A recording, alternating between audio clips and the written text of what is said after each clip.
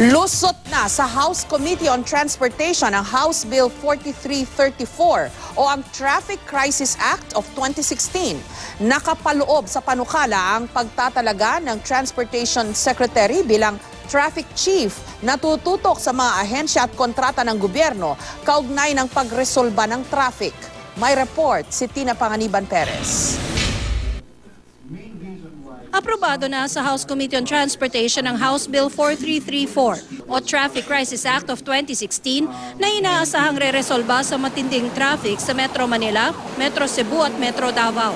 Kasama sa mga probisyon ng panukala ang pagtatalaga sa Transportation Secretary bilang Traffic Chief. We have identified DOTR as a Traffic Chief. Unlike the Senate version, may creation of the Office of the Traffic Crisis Manager. Hindi ang Department of Transportation and Communication, Department of Transportation. Malawak ang kapangyarihan ng Traffic Chief. Mapupunta sa ilalim ng kanyang pamumuno ang mga ahensyang may kinalaman sa transportasyon.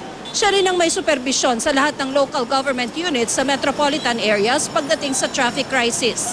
May kapangyarihan din siyang pumasok sa mga negotiated contract o mga kontratang di na dumaan sa bidding. At tanging ang Supreme Court lang ang pwede maglabas ng temporary restraining order sa pagpapatupad o kanselasyon ng mga proyekto. Kailangan din magbalangkas ang Traffic Chief ng isang Traffic Management Plan o TMP para sa Metro Manila, Metro Cebu at Metro Davao. In order to speed up the implementation of DPWH projects that will address the traffic is, I think we have considered them.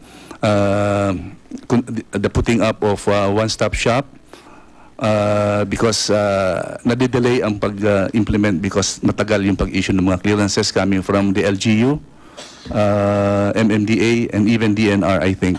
Kita nyo ang line of thinking ng committee is for the creation of a single traffic authority. Naisumite na ng DPWH, Department of Transportation at MMDA sa House Committee on Transportation ang listahan ng mga proyektong pupondohan sa ilalim ng Traffic Crisis Act.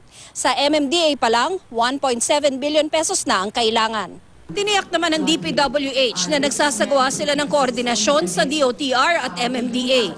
Ang ilang kongresista may mga rekomendasyon din para maiwasan ng traffic, gaya ng pag-aalis sa mga nakabara sa mga kalsada. Get 50% of your enforcers to clear the roads. Applying this Crisis Traffic Management Act can compel these other LGUs, executive, to implement the unclogging of the secondary roads, which will help easing the traffic. Si Minority Leader Danilo Suarez naman, itinutulak ang 3-digit number coding araw-araw, damay pati Sabado at Linggo. Ang proposal ko, mag 3 digits tayo.